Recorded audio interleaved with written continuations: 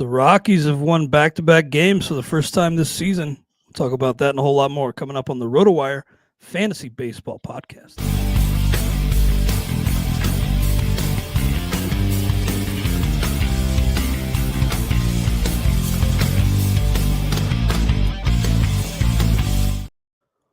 Welcome to the RotoWire Fantasy Baseball Podcast. I'm Clay Link of RotoWire.com here with FSWA Hall of Famer Todd Zola. Todd, a pleasure to be with you as always on these Fridays. And yes, the Colorado Rockies have strung together back-to-back wins for the first time all year. Don't let them get hot, Todd. Watch out. And the guy who has closed out those two wins, Zach Agnes. Kind of a new name. He's just making his debut in the big leagues this season, and 6 appearances is all. But now he has 2 saves, only 1 strikeout though, and actually he was not added in the RotoWire Stake League. I had him as a backup bid, but I ended up getting Chris Martin for $1, and I feel like the Luke Jackson experiment's going to end at some point. Not necessarily a lock to be Chris Martin who steps in if Luke Jackson loses a job, but Zach Agnes, the Rockies, it's just like how many saves are they really going to provide? So I had him pretty low on my list. Yeah, and collateral damage. Now, all right, so we're both one at home, one away. I'm trying to remember what the Rockies schedule is. Were they both at home? Good question. Because I know they're in San Francisco this weekend. I don't remember if it was Thursday wraparound or Thursday start, but I know it was a Thursday. It was at the Giants yesterday. Okay, so all right, so versus the Braves, so 1 at home, 1 away. Right. Okay, that makes sense. I know they have a 6-game homestand next week. The Braves do. The Rockies do. Mm-hmm. They're in San Francisco this weekend, so a little bit of a park downgrade, but then they go right back home and back home for next week. But you know my feeling. I'm not taking any Colorado pitcher for any reason at all. Even in the tout auction league, which case I'm competing, but I'm competing with 1 point in saves. I'm still not going to put the Rockies closer. Get the teams right, Zola. The Rockies closer on my string this weekend. Yeah, it's at least for me kind of surprising to see him step in and immediately jump to the top of that bullpen hierarchy, especially given the lack of dominance. Just not the typical arm you see in the late innings here. I mean, we think you need dominance in Colorado. I don't know. Maybe you do. It's just, I think at this point, they just want someone to throw strikes. Yeah, that's true. And, he does, I was looking at his pitch profile on Baseball Savant, and he does, average about 96 on the fastball. It's not like he's pumping crazy gas, but he's kind of immune. He's probably not thinking about it, right? He hasn't been beaten down by Coors Field yet. Yeah, so he has some confidence. Yeah, good for Colorado. But hey, 2 straight wins. They were on a historically poor pace. They were on pace to be worse than the White Sox. Yeah, our friend and colleague, buddy Tristan Cockcroft wrote a great piece for the ESPN this week talking about. When we talk about streaming pitchers, you have to consider using your pitcher against this offense in Coors Field now. It's that bad. Even with the Coors Field effect, their offense is now that bad. There was a time where they were scoring like the fifth most runs at home, but that was like in like 2 games, and it's settled down. And even at home, they're the 19th most runs scored at home, the Rockies. So it's, you got to consider streaming your pitchers at Colorado. It's until the offense, unless the offense picks up, you got to, don't worry about this weekend. But next week I don't know if anybody will have 2 starts, 1 in Colorado, but they're home for 6 games. Yeah. Well, let's get into the pickups from last night. Of course, the bulk of the show will be spent looking ahead to next week's 2-start pitchers for the week of May 5th, Cinco de Mayo.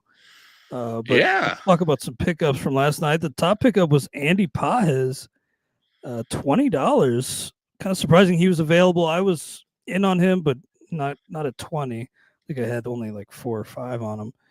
But he has been hot lately, Pajes, for the Dodgers, and after a really pretty slow start, he's turned it on, and let's see, over his last 7 games, he's batting .552 with 3 homers, 3 steals as well. And I think at least by the CBS calculator here, I was looking at the free agents. He was a top 100 player to date. So Andy Pajes looks like he could definitely help fantasy managers with a combination of power and speed. On April 25th, he had 0 steals. He now has 3. So he's got 3 steals in the past week. He's been playing all season, Pajes. So it's not like maybe he's been down at the bottom of the order.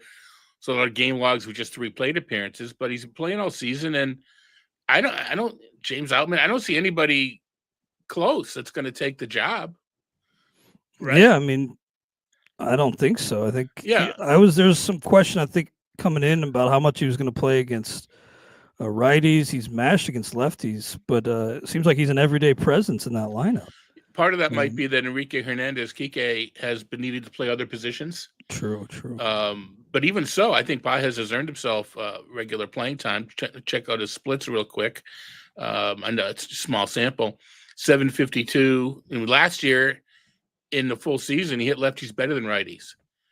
So it's too early to say he reverse splits, etc. But I think you can say he's comfortable against left-handed pitching. Yeah, I'm with you there. Oh, he's a right-handed batter. What am I saying? Well, he's Pajes. Yeah, he's a right-handed batter. Zola. He crushed lefties last year. Yeah, that would make sense. But he's this year I think he is showing reverse splits in a big way. Interesting. Yeah, 960 OPS against righties this year, which is good. Again, far too few to say anything other than he's comfortable against same side pitching. Yeah, I had him in the league, and it was only like a 13-team league. I dropped him, and regretting that at this point, especially with Austin Hayes back on the IL. Ouch. Yeah. So Pajes probably widely available. So definitely should rectify that this weekend. Shelby Miller behind Pajes at 18. I think I had 15. That's pretty big. That means you don't think it's a committee. You think it's Miller. Yeah, just not a lot out there in terms of closers. But Miller did get the save last night with AJ Pug and now Justin Martinez out. So they have Kevin Ginkel, who ended up going on a $0 bid. Ginkel, I think, worked the 8th inning last night. Thompson worked previous. So yeah, if that's the order, 18 might work. Yeah, Ginkel did give up a homer. He did last night in the 8th, and 2 hits, but did get a hold. But just if you need closers, I get it, and that I was close, but I have to admit I was a little disappointed I didn't get Miller. I may have to go after Miller in the tout league. Real quick, we had a question in the chat. Time to bail on Shane Baz for Tony Gonsolin or Drew Rasmussen for Shane Smith. I would not probably bail on either of those guys. I wouldn't bail on Baz. In a 12-team mix, I think that you could, in theory, stream like that. But that would be the only league. A 10-teamer I would. In a 12-team mix, I don't know that I would do it. I would try to hold on because he's the best pitcher, and cream usually rises to the top. But I understand it. If you are a churner, it's not the worst move. Although I think Baz will be the best of the lot by the end of the season. Yeah, I've been impressed with Shane Smith, and we'll see what he's able to do the rest of the way. But for a Rule 5 pick, it looks like a nice ad for the White Sox. Next up here, we had Jordan Beck, who has provided the Rockies some offense lately, although he's cooled down again over the last 6 games or so, but had those 5 homers in the span of 3 games. So he goes for 15. Again, home all of next week. So yeah, that's big.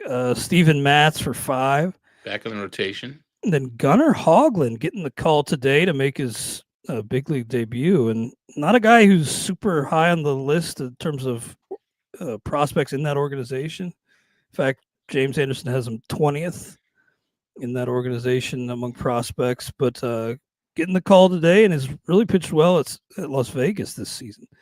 A 2.43 ERA, 104 WHIP, about a strikeout per inning for Hogland. I mean, you mentioned Las Vegas. Let's not just gloss over it. We try to, poo hitters that are doing well there because it's such a great pitch hitting environment. 30 strikeouts in 29 innings. But in Las Vegas, that's really good. It's pretty darn good, yeah. And he gets a nice soft landing tonight at Miami. Yeah. So I kind of like that. We'll see how he fares, but if he pitches well, he could command a decent amount this weekend. Javier Baez at 3. Saw he made an outstanding catch in center. It seems like he's kind of back. I mean, maybe not fully back, but Baez at 3. I think that he warrants a pickup here, given how he's played lately. Yeah, I mean, it's the same. It's not like he's taking walks and not striking out, right? Mm-hmm. So it's just he's back to being the way he was. He's a couple years older, but I think it's the playing time. The playing time's important. Colt Keith not doing anything. Gleyber Torres is now day to day. Verling, knock on wood, will be back soon. But Baez, you mentioned catching center, he's been playing a lot of center field, so they're finding a place to put him in the lineup. Yeah, and homers in back-to-back games for Javier Baez. So a little bit of a career resurgence this year. Maybe, yeah. Lance McCullers for 3, and he is set to make his return to the majors for the first time since the 2022 World Series, returning Sunday. And he too will get a soft landing with the White Sox in Chicago. We'll see. You should talk about soft landings. Just put him in bubble wrap. If you need us to analyze McCullers, you haven't been playing the game very long. So true. But I'm rooting for him. Anybody who's willing to stick it out, I'm going to root for him.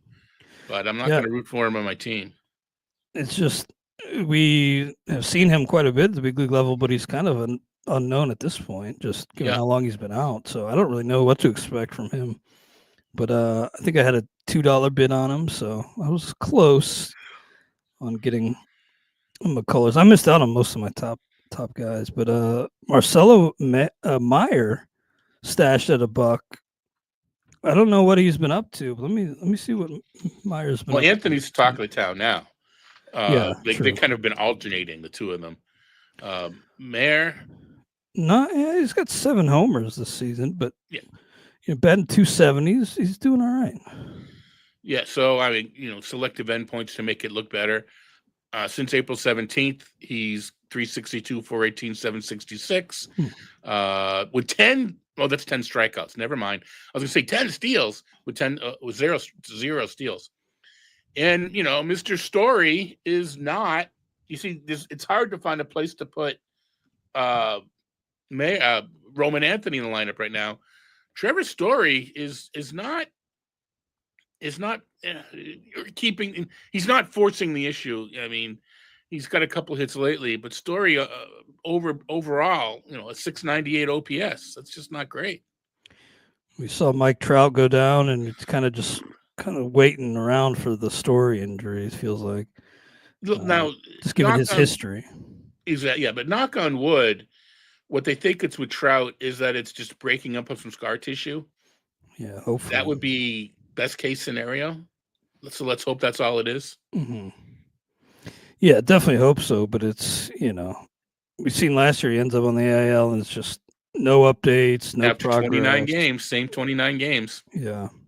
Yeah, really? Jeez, I didn't realize that. But last year was the meniscus. Like I said, this year the club is hoping just irritation due to the scar tissue tearing from the previous injuries. I mentioned I picked up Chris Martin for $1. I mean, Luke Jackson gave up 4 earned runs his last time out, and over his last 9 appearances, he has 4 Ks. Luke Jackson. Do you have a preference between Chris Martin and Robert Garcia, or are you just gonna wait and see on that? I'm looking up Mark Church in the farm. Oh yeah, but he's been shut down. He's out with an injury. I don't think he pitched since he went down.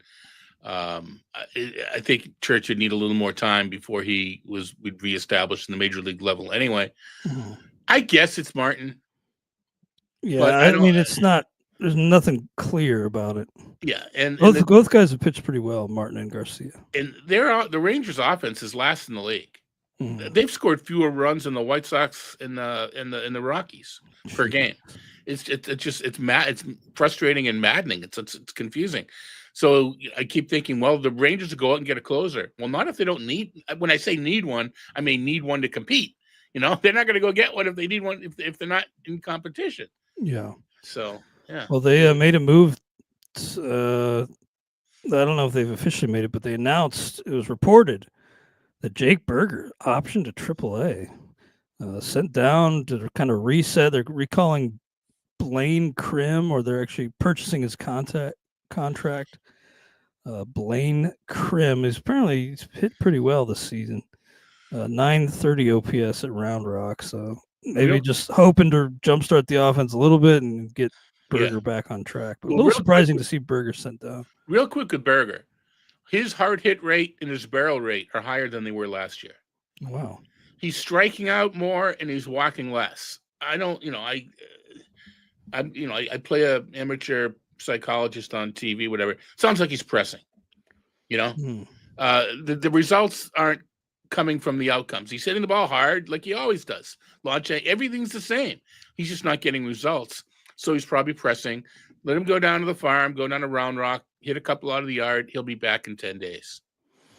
If there's a chance to buy low, I'm buying low.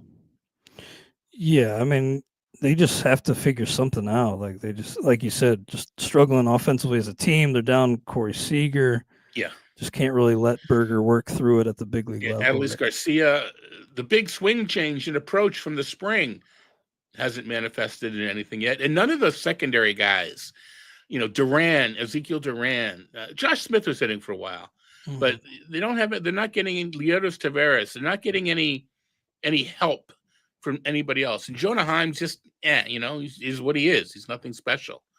So Jock Peterson, the historically bad start. He is. Just Semyon, brutal. I was talking to James Anderson and Eric Halteman on the SXM show today. James and I are kind of in the same boat where we bought in on Semyon, but we're both like on an NFPC league, half weeks. We're like, man, we're not necessarily, it's not automatic that he's in our lineup anymore. Yeah. Pretty big fall. I mean, it happens for guys around that age, but steep decline in skills and production. Having said that, he's on a small sample size, 6-game hitting streak, 400, 520. All right, the slug is 400, which by back of the envelope math means he's got no extra base hits in that time.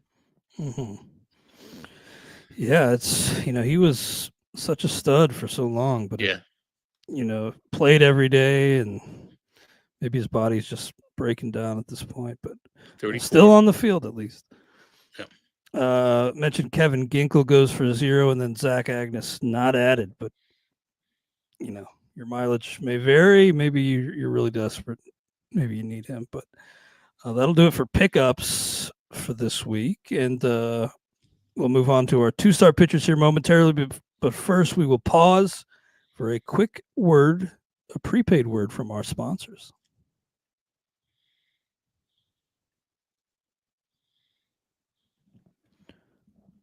All right, we are back here on the RotoWire Fantasy Baseball Podcast. Clay, Link, and Todd Zola looking ahead to next week, the week of May 5th, 2025, Cinco de Mayo. You can follow along with us at our projected starters, probable pitchers, I should say, on the front end. That's what it's called.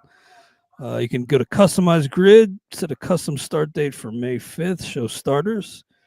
We'll grade them on a 0 to 5 scale. A couple tough 2-start, at least the matchups wise, for these Arizona aces. Corbin Burns and Zach Gallen got to face the Mets at home, then versus the Dodgers. At least they're both at home. And Gallen's pitched well against the New York teams, strangely enough, but definitely a tough 2-step for both of these guys. Burns and Gallen, I don't think I'm going to go 5, but well, Burns is definitely not a 5 for me. Yeah, I'm going to go. I'm even thinking 3. Wow, really? I don't say his first. He had a quality start, actually his third quality start last time, but he walked 5 and only fanned 3. And that's against the same Mets. Not that that matters, because research has shown there's no disadvantage or advantage facing the same team twice in consecutive outings. But Burns just isn't pitching well. I'm going to go 3, but I still trust Gallen for 4. All right. Wow. Burns, you got a 3, huh? He's Got him not at a throwing 4. strikes, and the velocity's still down. There's something weird going on there. The strikeout rate has been in free fall, and it's not coming back. Interesting. Yeah, I hadn't really. I mean, the surface numbers look okay, but I get what you're saying. He's only fanned 3 or 8. He's got 6 starts, 4 of them with 3 strikeouts, 2 of them with 8. I don't know. And he's walked. Burns has 17 in 32 innings. Remember he had the streak where he didn't walk anybody till like mid-May a couple years ago. That's right. Yeah. Well, some good words of warning there, I guess. I mean, I'm probably starting him, but maybe if you're rich with pitching depth, maybe consider swapping him out of your lineup.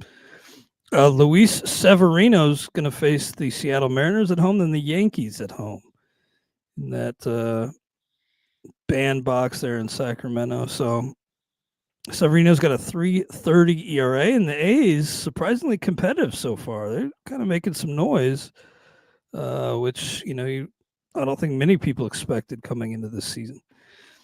Severino though versus Seattle, I think I might go 3. Feels a little high off the bat, but it's a 2-step, and you get the Mariners at home. The Mariners have got the 5th or 6th most high-scoring offense in the league. I saw Mina Kimes. Blew my mind. I saw Mina Kimes tweeting about their WRC plus, which I love to see. Yeah. Now that takes the thing. I think we talked with Eric about this today.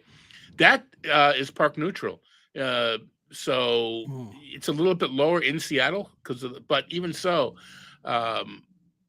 it's just that offense is better than we think. It struck out the most in the league last year. It's in the lower half this year. So just the point being, it's not as easy a outing as it may look. And the Yankees, we know, although Chisholm probably out still. He's on the IL. He's due to come back to 10th. Whether he's able to or not remains to be seen. But he's eligible. But out Judge. I mean, you've got Judge. But if you don't have Jazz Chisholm, you're losing something. I'm going to go 2 because even though I don't like Burns, I'd use Burns ahead of Severino, but I would probably use Severino in these starts. Chisholm not really having a great year though. No, he's not. I just wanted to throw that out there because a lot of people drafted him in like the 3rd round. Were kind of crazy. 2nd round, I saw he had a little streak, but he hasn't sustained it. He does have 7 homers and 6 steals, but batting 181, Chisholm, and now on the injured list. We shall see with him long term. All right, next up we have AJ Smith-Shawver and Chris Sale. Chris Sale, all he needed to get right was a trip to Coors. And then have the bullpen blow it, as we just kind of talked about, true. Right? And Smith-Shawver was struck by line drive in his last start, but X-ray is negative, and he is expected to take the ball here to start next week. So Smith-Shawver in the clear versus Cincinnati at Pitt. Same 2-step for Chris Sale. I think Sale's kind of back to being a 5. I know the numbers haven't really matched. Oh, he's still a 5, yeah. But what about Smith-Shawver? I'll turn that over to you to start. I'm cautiously optimistic. He hasn't. The matchups are pretty decent. Cincinnati is dangerous, but it is at home, Atlanta, which is a good hitter's park. I'm going to go 2 for Smith-Shawver. I think eventually he's kind of a 3-4 type, but right now he has to earn that. I'm going to just go 2. Yeah, me too on Smith-Shawver. That feels right. And then Cade Povich kind of had a little bit of hype coming in, but like the rest of this O's rotation, just been rough. So 5.16 ERA, but he's at Minnesota, at the Angels. Is this maybe a get right week for Cade Povich, the lefty? It could be. The Twins have got some guys coming back, including Royce Lewis, knock on wood, potentially. But even so, they've been dinged up, the Twins, in a big way. Povich, last time out against the Yankees, 2 strikeouts, 3 walks, 2 homers. I mean, he's just going 1. Yeah, it's what a rookie does. Yeah, I'm with you there. I long term, still, I'm not down, but I'm with you in a 1. And then Lucas Giolito for the Boston Red Sox versus Texas at Kansas City. And Giolito, he's made just did he make just the one start? Yeah, just returned from injury. He was dealing with that hamstring issue. Yeah. So he returned, and let's see here. How deep did he go in his first start back? 6 innings, 3 earned runs. It did give up a couple homers, but 7 Ks against 2 walks. That's what you want to see if you're the Red Sox. So it looks like the restrictions are pretty much off here, and versus Texas at KC is pretty nice, actually. I'm thinking 3 here. What say you, Todd? He is facing the teams averaging the fewest runs in the Rangers and the 3rd fewest with the Royals. Neither of them strike out a ton. I'm going to go 3 as well. Man, it's the Red Sox bullpen right now. Who would have thought that it would be the bullpen? Well, without a closer, but they were still kind of deep in the pen. But the bullpen's blown the last 2, and wasting a couple of good starting starts with Giolito and Houck. Yeah, was it Slayton who gave up that go-ahead homer to Vladdy last night? Yeah, did you catch that? Yeah, I saw the replay. I thought the ball bounced that Vladdy hit when I first watched it. It didn't. It was 6 inches off the ground or whatever. Yeah, but it just the way it looked like it bounced. Just a missile from Vladdy. Feels like that could be a pivotal moment for the Blue Jays this season. The best way to get Vladdy out is throw it down the middle. Oh man! Let him kill some worms in the infield. Speaking of which, you must have seen it.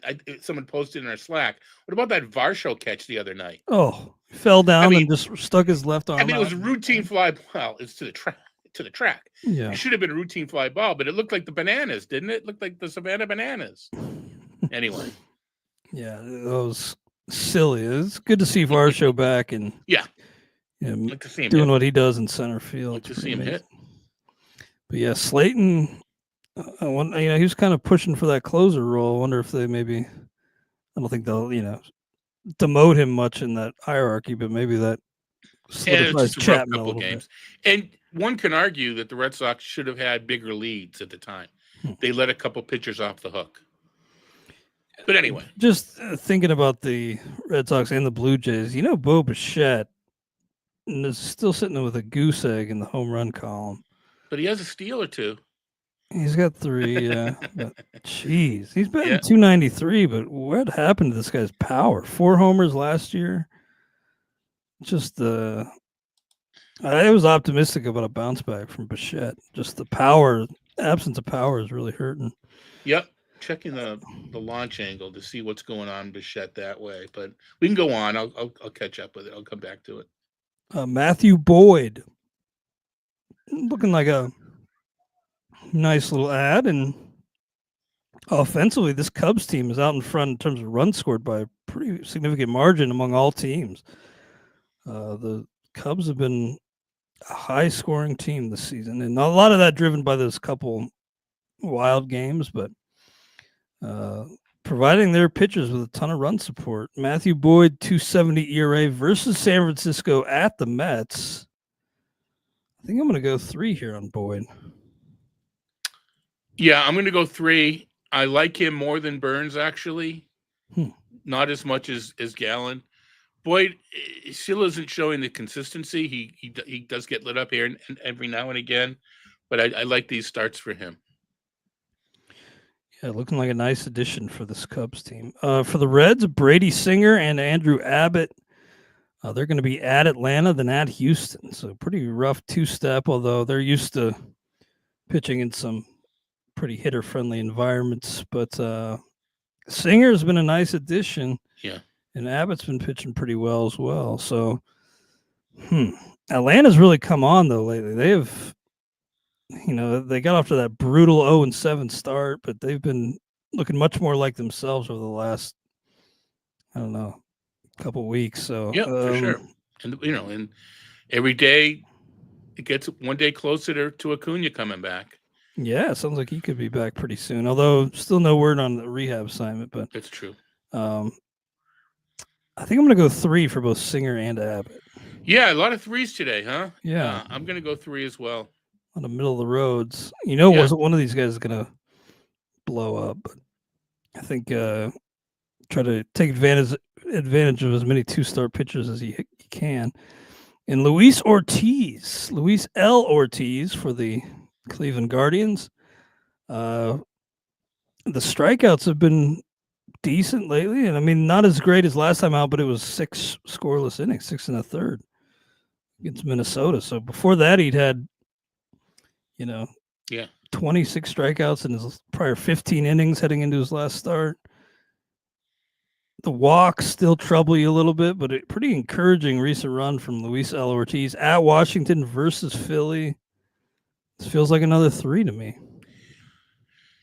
Right. Until Philly proves otherwise, I'm not afraid. I'm leery, but I'm not running away from the Phillies right now. Yeah, I'm with you there. Chase DeLander, he's got a couple home starts versus Detroit versus San Diego. You know me, I'm going to give him the classic points league 1. I wouldn't trust him in a roto league. I don't know if I trust him at a points at this point, but I'm going to go 0. Okay. That's probably the better call there, but I do have him in Tout Wars head to head, and I don't plan to drop him, so I'll probably use him. You're doing pretty well there.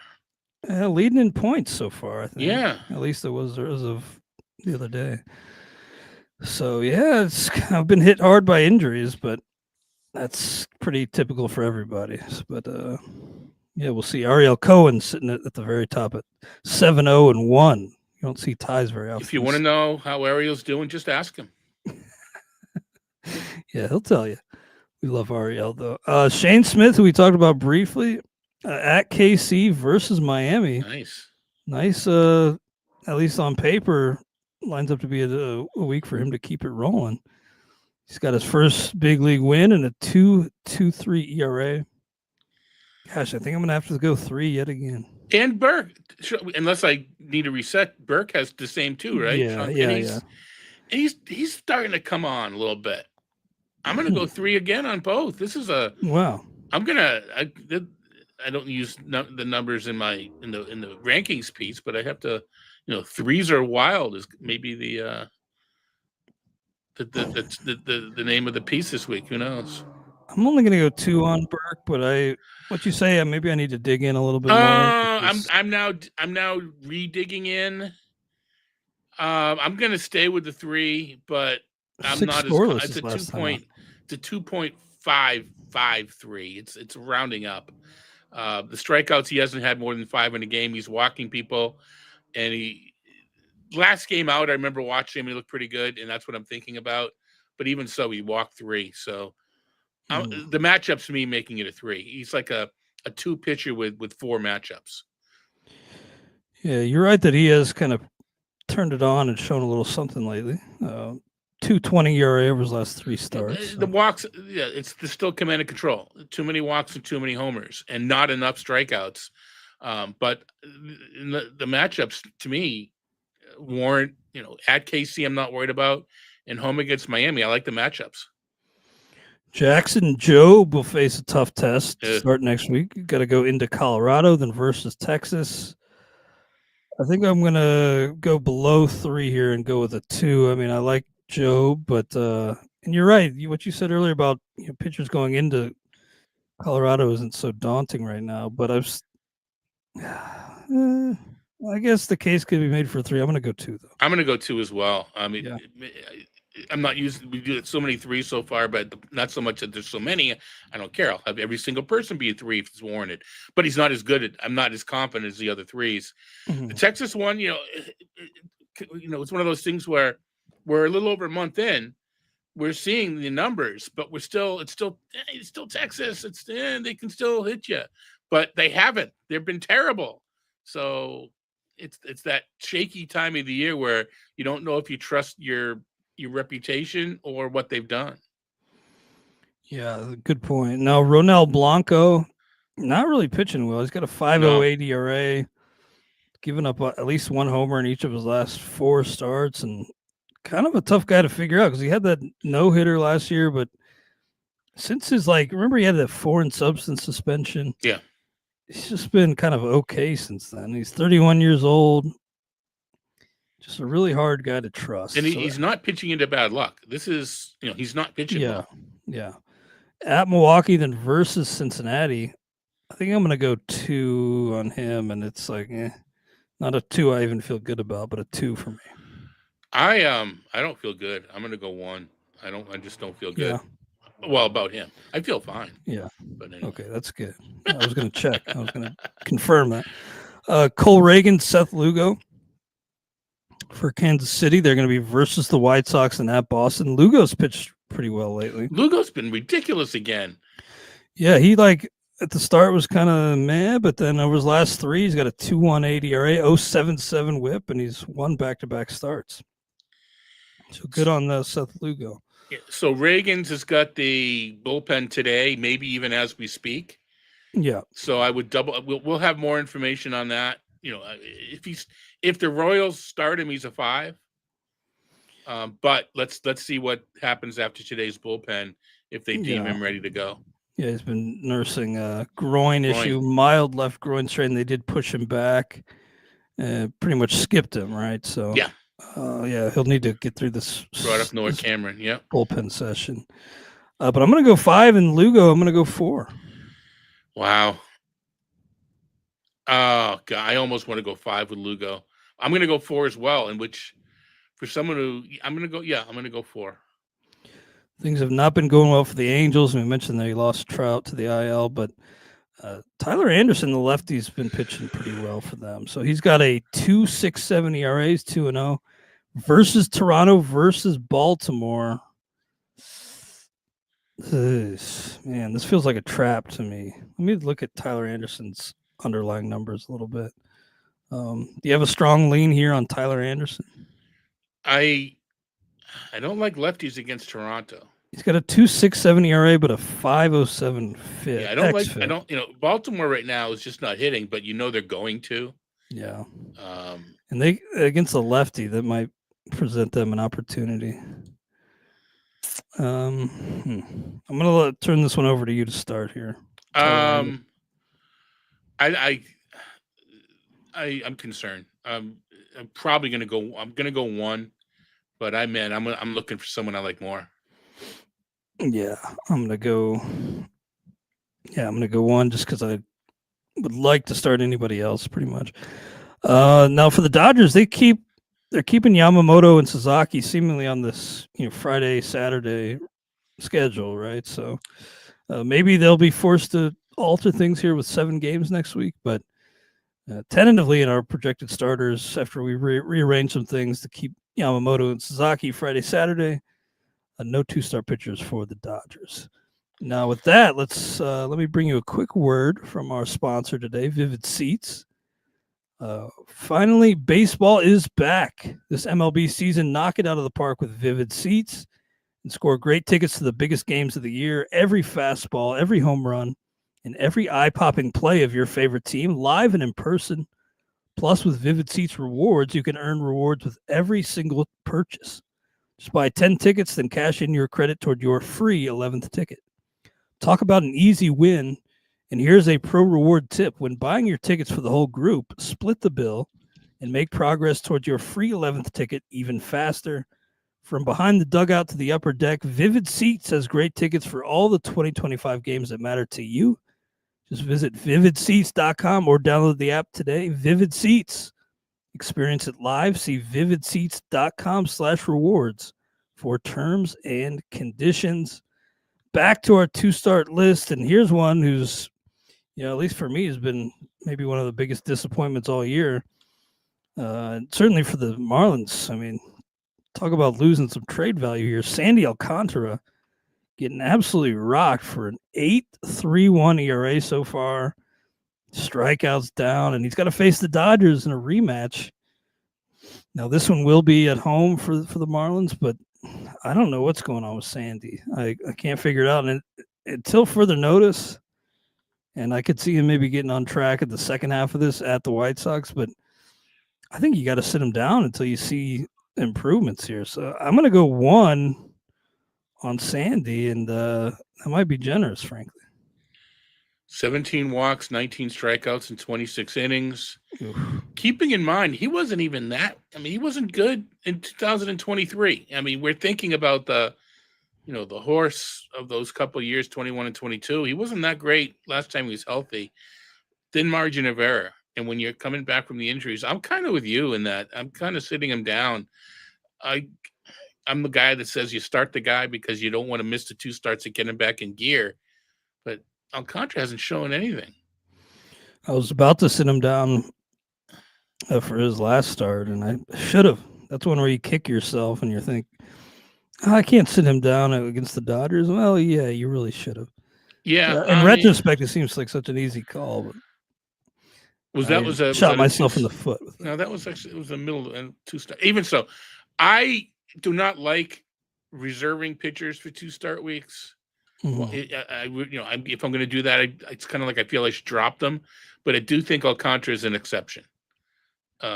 Even though the second game's against the White Sox, what if that game doesn't get played for whatever reason? It's still early in the season, rain out in Chicago, and he only gets that game against the Dodgers, Alcantara. I'm scared. Same. And then Tobias Myers for the Brewers, he's only gone, combined 6 innings in his 2 outings. So only 2 innings his last time out. He's got 7 walks against 5 strikeouts. This is going to be 0. So I see something from Tobias Myers. I think we will, but I think you're right. I mean, he's barely. Well, he had 82 pitches his first game. So last game was just didn't have it. Yeah. But even so, it doesn't. When you only go 49 pitches, it didn't help build up stamina. I'm going to go 0 as well. I guess I'm not keeping Myers on my team, but just one or 2 good games, and I'm looking to pick him back up again. Yeah, I hear you. I mean, we'll see about him, but versus Houston at Tampa Bay, I'm not feeling good about it. Pablo Lopez, though, versus Baltimore, versus San Francisco. He was on the injured list for a little bit this season, but Pablo Lopez with these matchups is going to be a 5 for me. Yep. Pretty nice little 2-step there for him, both at home. And Griffin Canning, kind of a developing story here. Yeah. Nice little pickup and reclamation project for the Mets. And David Stearns deserves some credit here. Beat Washington his last time out. Canning did 5 innings, 5 Ks, 5 scoreless innings. I still waiting on the other shoe to drop here, but at Arizona versus Chicago, I think you're probably riding it out. I'm still going to go with 3 here. Yeah, it's the 1.39 whip. He's got a lot of traffic. Mm-hmm. Walks up there. He only has two homers allowed in 31 frames. Homers will go up, but it's Citi Field. They're not going to go up a ton. So I'm with you on the. You said 3. Yeah. That's what I'm thinking. Yeah, I'm going to go with 3. And Carlos Rodon is versus the Padres and at the Athletics. So he's going to go to Sacramento and face a pretty tough offense in the Padres at the start of the week. But Rodon, it feels like he's a couple times taken like a no-hitter pretty deep already. His last like 3 times out have been excellent. So after a little bit of a rocky start through his first 4 outings, he's really kind of turned it on. So you still worry a little bit about Rodon, but versus San Diego at the Athletics, I think I'm going to go 4 on Rodon. I'm going to go 4. I'm going to just mention it's just May, but Sunday afternoon games in Sacramento over the summer are going to be brutal. It's going to be 90, 95 degrees. It's probably not going to be that hot today or this week or next week. But, that's something that's going to come up in June and July when we talk about a 2-stepper with a second game in Sacramento. It's going to be brutal. Oh, gosh, I can't even imagine. It'll probably be real hot down in Tampa as well, right? Although It might be kind of muggy. Maybe is humidity. But that helps the ball even more. Does it? Jeez. Oh, yeah. Yeah, it's kind of a bass-backwards thought. Water's heavy, but in terms of nerdy science, water is less dense than the nitrogen it displaces. So air, the gaseous air, It's actually lighter with water than it is without it, with humidity. Here in Wisconsin, it's actually really pretty muggy and humid, and it's like wearing a wet blanket. So Yeah. it does seem kind of counterintuitive, but that's interesting. You're the scientist, so I Well, defer it's to all you. over the internet. Don't trust me. It's one of those. It's one of those. It's not a misnomer, because misnomers often misused. But it's ball travels better in humidity. Interesting. Well, Zach Wheeler, that's going to be an easy There's 5. a 5. He's got to go to Tampa Bay, but that's going to be an obvious 5 on Wheeler. And then making our way down, Carmen Mladzinski, that's going to be another easy one, but on the other side of the spectrum, that's going to be a 0. Yeah, you can pronounce the name. I'll pronounce 0. Okay. Although it's phonetic, right? It's not that hard. I think so. It's Yeah. not somebody I really pay much attention to, I'll be honest. Then Michael King is going to face his former club in the Yankees and at Colorado. Here we go. This is a good example of what we're talking about. A really good pitcher in Colorado. How much are we dinging him? Not much. Yeah. I'm thinking, well, geez, the Yankees. I'm going to turn this one over to you first because I got to think about this. I'm gonna go 4. I mean, to me, he's a low end 5 pitcher. With the matchups, that Colorado does not scare me, and he knows the Yankees well enough that when that guy with a 99 on his back comes up, just don't pitch to him. Yeah, I'm with you on him being like a 5 pitcher, but 3 matchups. So actually, these matchups are more like a 2. But still settle on a 4 for Michael King. And then Bryce Miller, uncharacteristic with his walks his last time out. Then he revealed afterwards that he was battling through a back issue, had his back lock up on him before the start. So that helps explain away the 5 walks, but he also had 4 walks to start before, and just very uncharacteristic. And it seems like I think his walk rate's like doubled at least from last year, but hopefully just a blip here if you have him. At the Athletics versus Toronto for Bryce Miller. I think I'm still going to go 4. I like the skills, but I do worry a little bit about his back and the walks here. I'm with you. It's just so it's ironic, the word, or coincidental, that for years we're talking about Mariners don't give any runs to their great pitching. Well, their pitching is little subpar, and like I said, they're 5th or 6th in the league in scoring. Mm-hmm. Now, whether that stays, I can't imagine it stays, but it's the way it is after the first month. Who would have thought? And Landon Rupp, I'm kind of waiting for them to flip him and Birdsong. I'd love to see Birdsong get into this rotation. Rupp's got a 5.10 ERA at the Cubs, rather, and then at Minnesota. So maybe this is a week where he, if he doesn't pitch well here, loses out on this rotation spot. Maybe Landon Rupp. Oh, man, I was thinking about 2, but I think I'm only going to give him a 1. Yeah, I'm sure, a high BABIP isn't always bad luck. There's usually some bad pitching too. But when you get 35 hits in 30 innings and only four of them are home runs, there's going to be some BABIP going on there, especially with 35 strikeouts. I bet the BABIP's close to 400. I could look it up, but so there's a little bad luck there. But 14 walks too. He's not helping himself out, Landon Rupp. The problem with Birdsong, he's pitching too well in his current role. They may not want to take him out of it. He looks so really good. Yeah, Rupp's BABIP, I'm seeing 378, so that is quite high. Yeah, that is quite high. You're right. Maybe don't want to mess with success, but I mean, Birdsong showed so much potential. No, I think you do. I was more tongue in cheek that he's pitching so well, and he is kind of going multiple innings.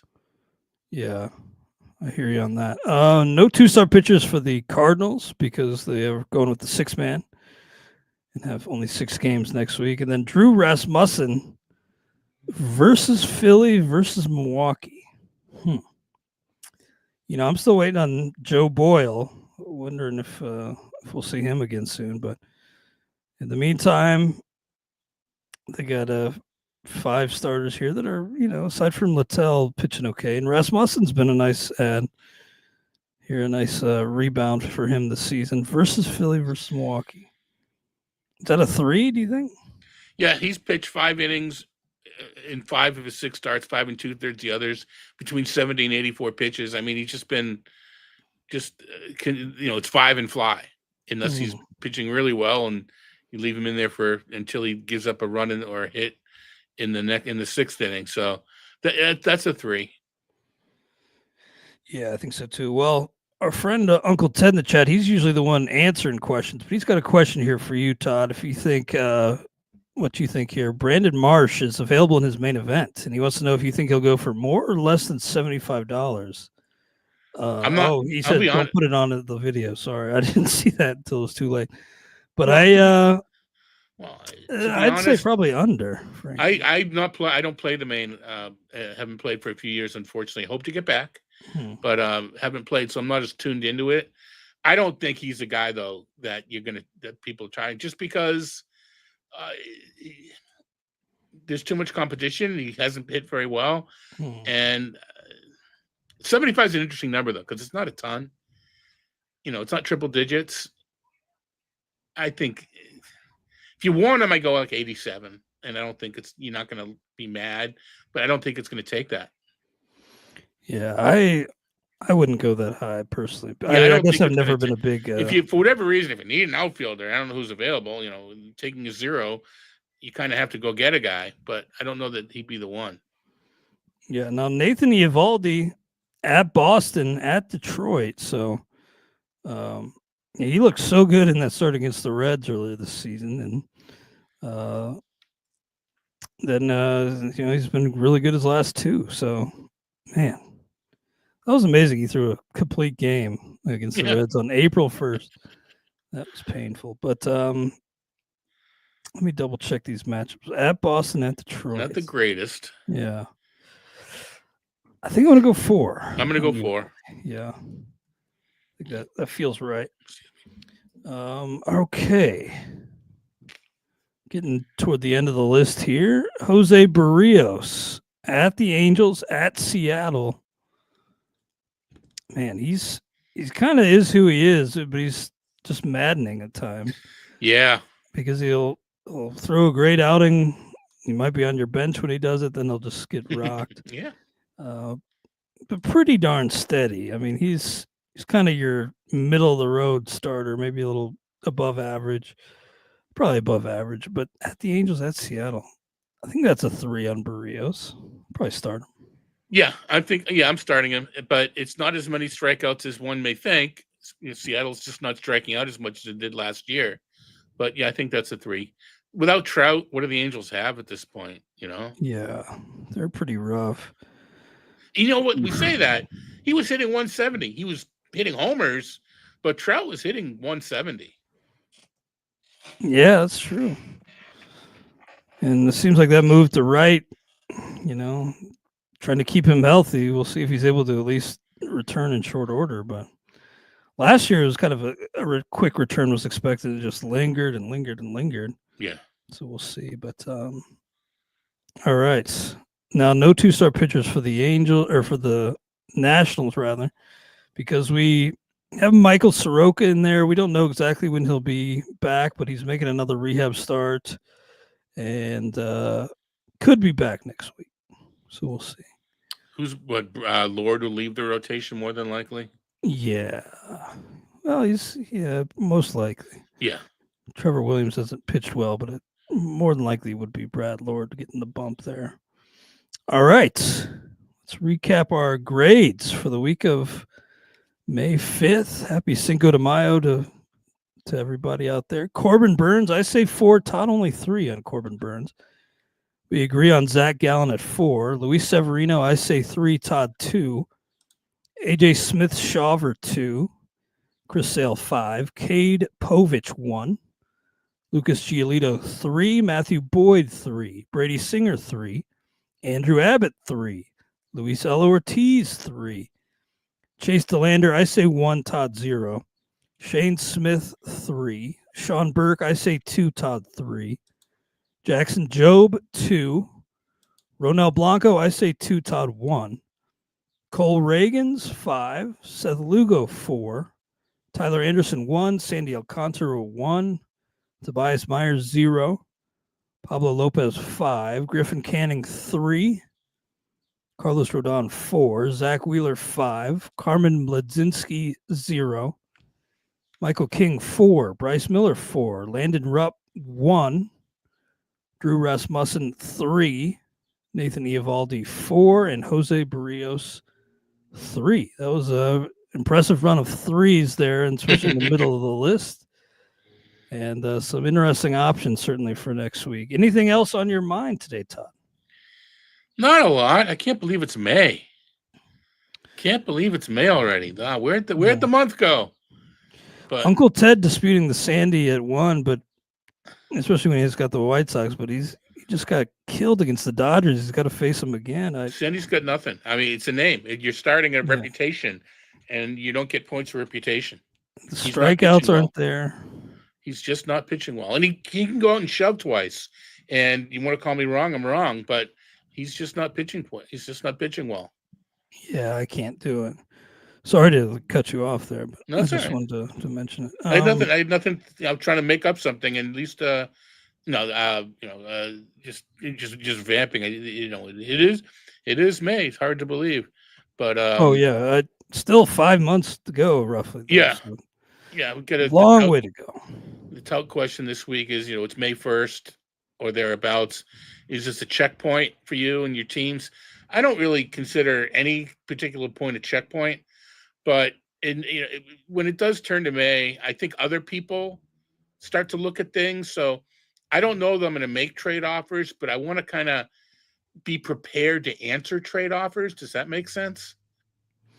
I want to do a little work so that when I do get offered a trade, I kind of have a feel for, I'm not going to make a trade offer necessarily at this point of the season, but other people do use this as a point to start to reevaluate. So I do want to, kind of have a little feel for what I'm all about right now.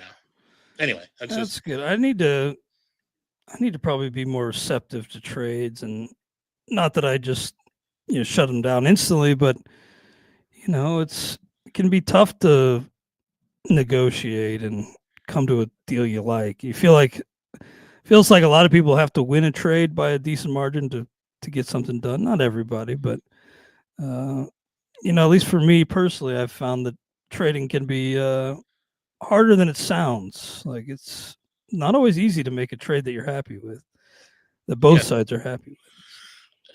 To me, it's depending. The way that we draft, we generally don't have an overabundance of anything. So sometimes the trade just writes itself. I got too much of this, I need that.